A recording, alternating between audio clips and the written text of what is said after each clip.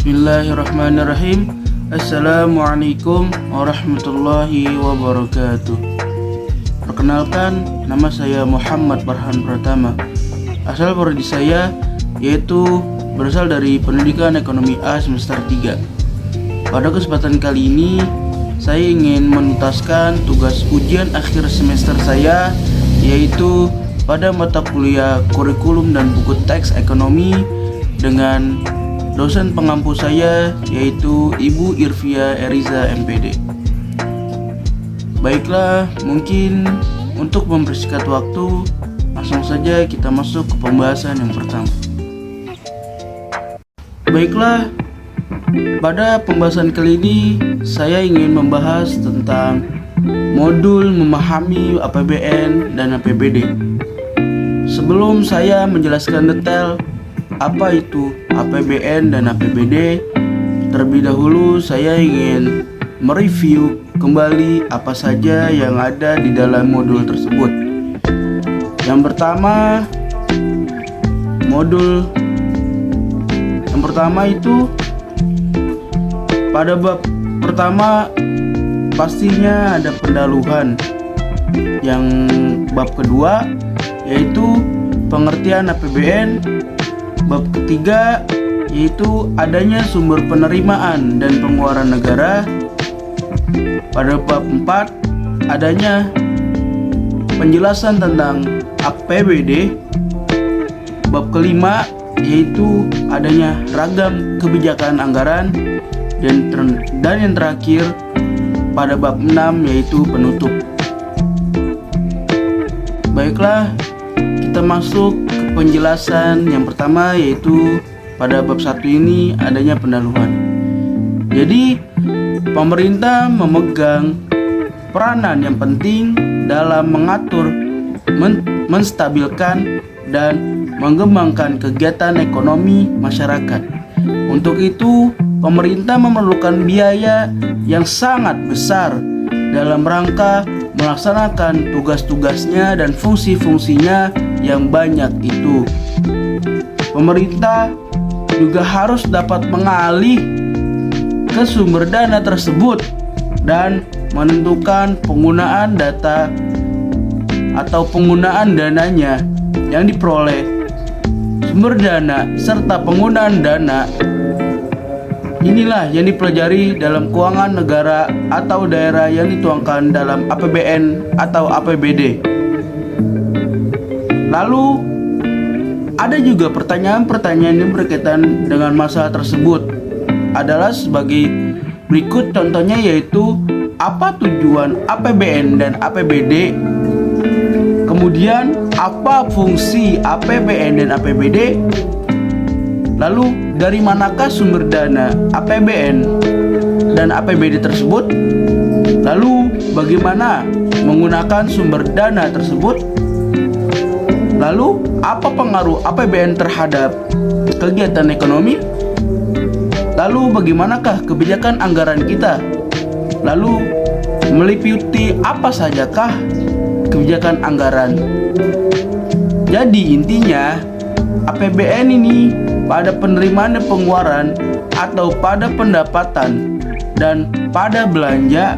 Pendapatan didapat dari pajak, ekspor, dan penerimaan dari negara lainnya.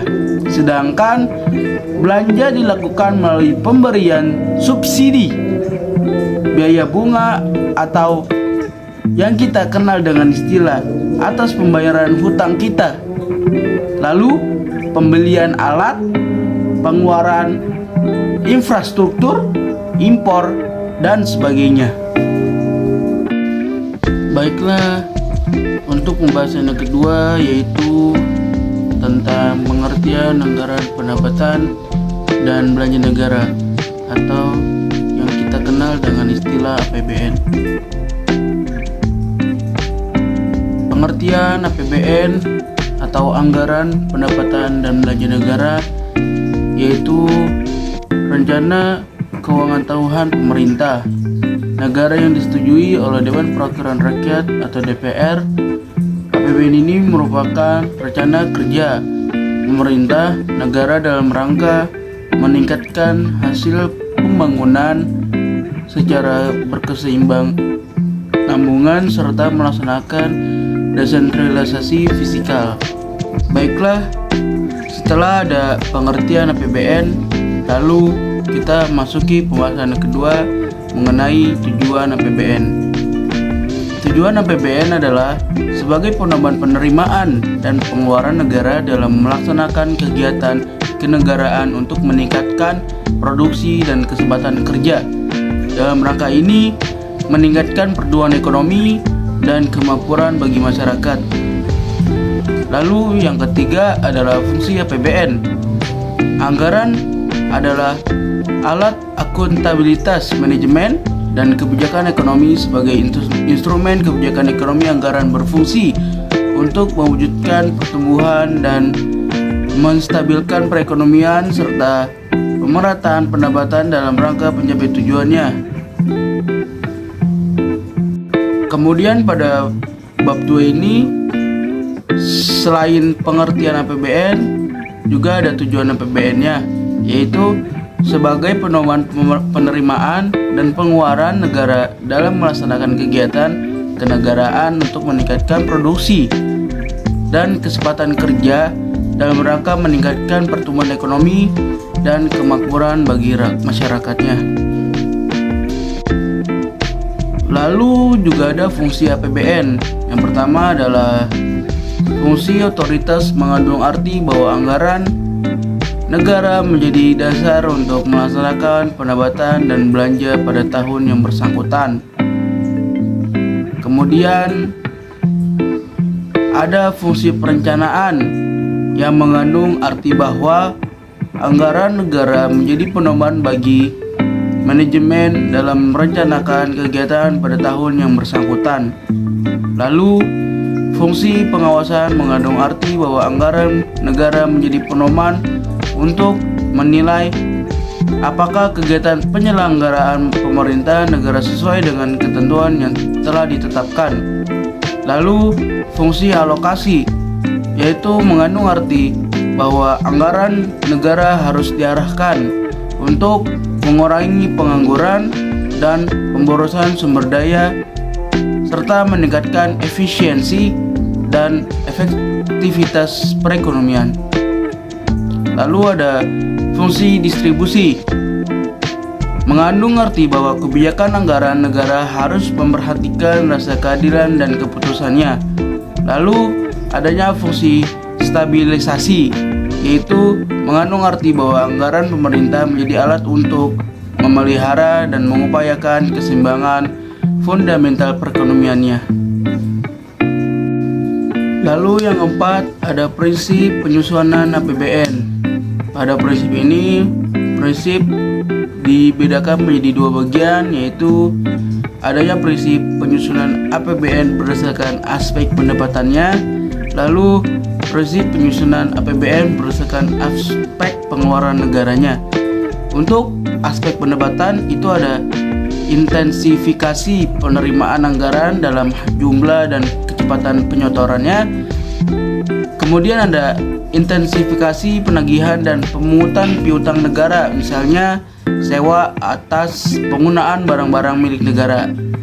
Lalu penuntutan ganti rugi atas kerugian yang diderita oleh negara dari denda yang telah dijanjikan.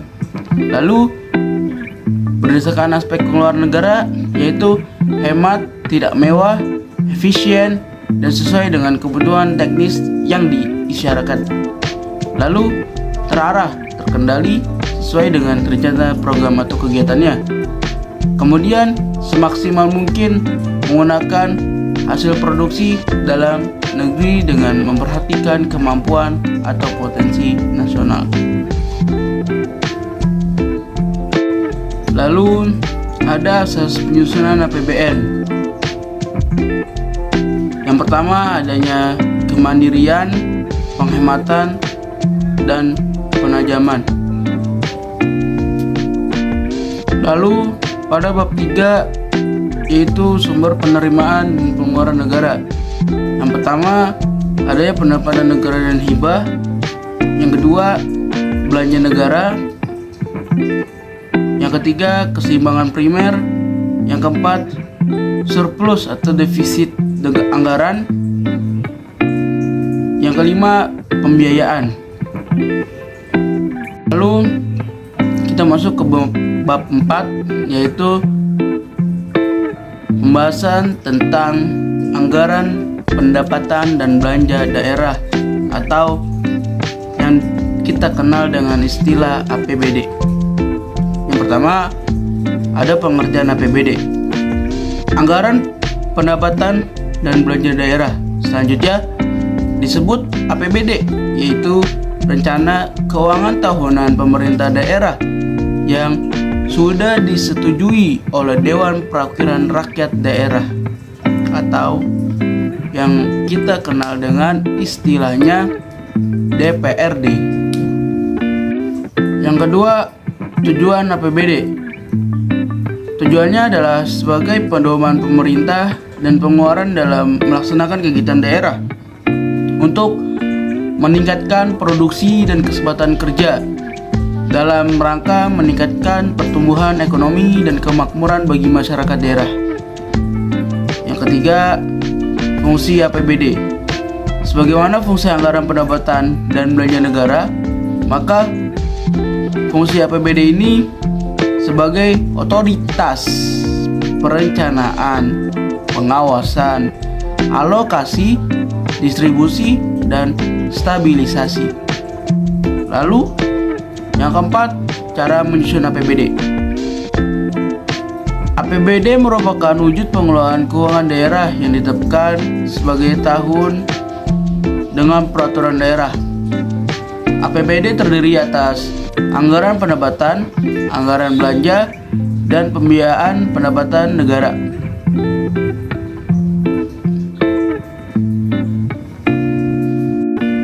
Yang keempat adalah cara penyusunan APBD. APBD merupakan wujud pengolahan keuangan daerah yang ditetapkan setiap tahunnya dengan peraturan daerah. APBD terdiri atas anggaran pendapatan, anggaran belanja, dan pembiayaan.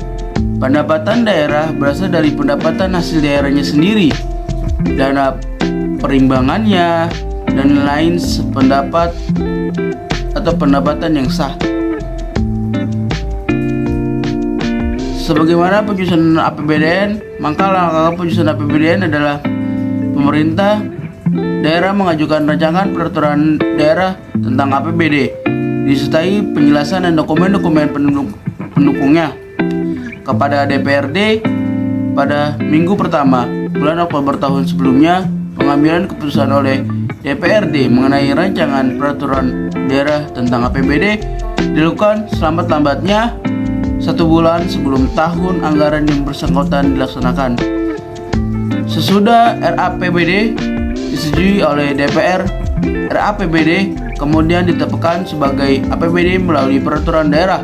Apabila DPRD tidak menyetujui rancangan peraturan daerah yang diajukan pemerintah daerah, maka untuk membiayainya keperluan setiap bulan pemerintah daerah dapat melaksanakan pengeluaran setinggi-tingginya sebesar angka APBD tahun anggaran sebelumnya. Setelah APBD ditetapkan dengan peraturan daerah, pelaksanaannya dituangkan oleh lanjut dan keputusan gubernur, bupati, serta wali kotanya.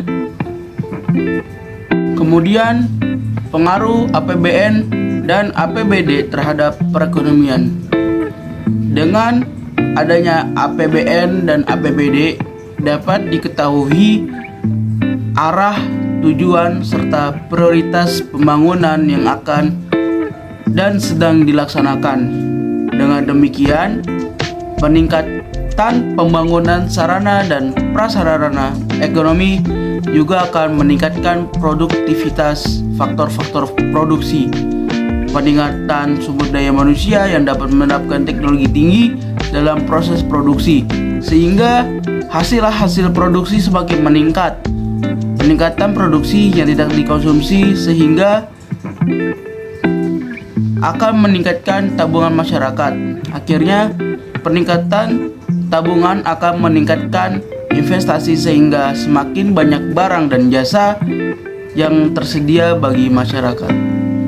Baiklah, pembahasan yang terakhir yaitu rangkuman dari semua inti pembahasan kita pada hari ini, yaitu yang pertama, keuangan negara adalah analisis tentang sumber-sumber pendapatan negara serta alokasi pendapatan.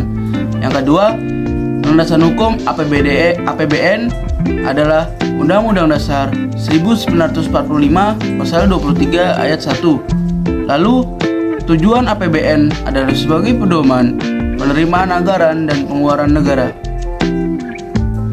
Yang terakhir, asas pemanfaatan APBN adalah mandiri, hemat, dan penajaman prioritas pembangunan. Baiklah, mungkin hanya ini yang dapat bisa saya sampaikan. Apabila ada pembahasan atau perkataan yang kurang berkenan dari saya mohon maaf yang sebesar-besarnya. Allahumma fiq ila aqwamit thoriq. Assalamualaikum warahmatullahi wabarakatuh.